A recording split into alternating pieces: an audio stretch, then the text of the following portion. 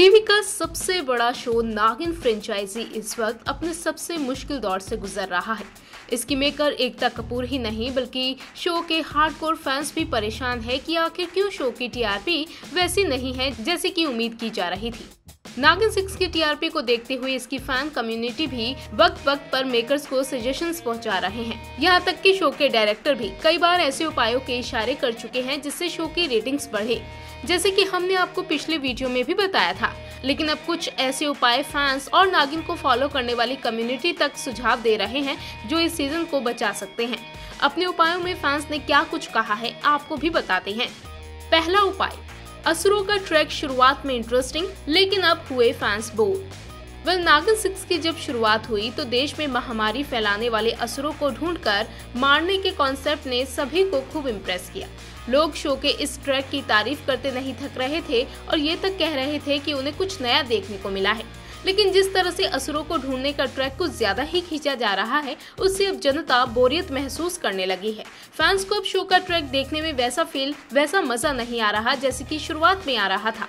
असुरों और नागिन की लड़ाई के अलावा फैंस कुछ नया ट्विस्ट डालने की मांग कर रहे हैं जिससे कहानी में बोरियत महसूस बिल्कुल भी ना हो और कहानी में कुछ इंटरेस्टिंग भी लगे।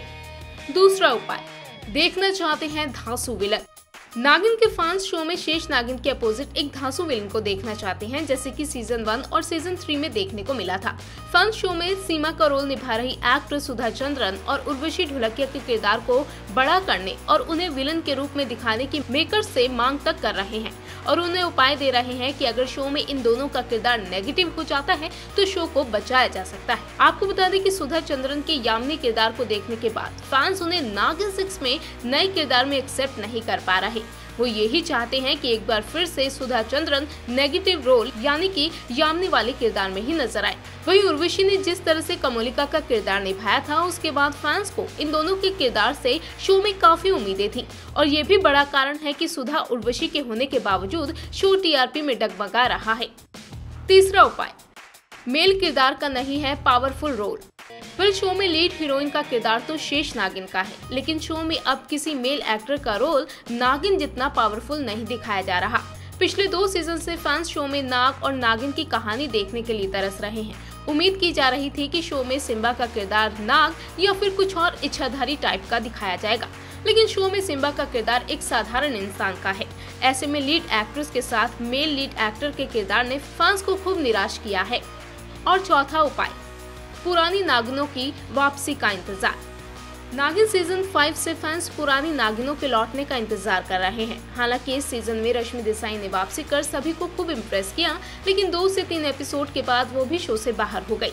इसके बाद फैंस अब इंतजार कर रहे हैं कि अब कौन शो में एंट्री करेगा और ये सवाल तब और ज्यादा गहराया जब शो के डायरेक्टर रंजन कुमार ने मीडिया से बातचीत में कहा था कि आगे शो में वो सभी नागिनों को लेकर आएंगे। तभी से सुरभि ज्योति और मौनी की वापसी का इंतजार सबसे ज्यादा फैंस कर रहे हैं।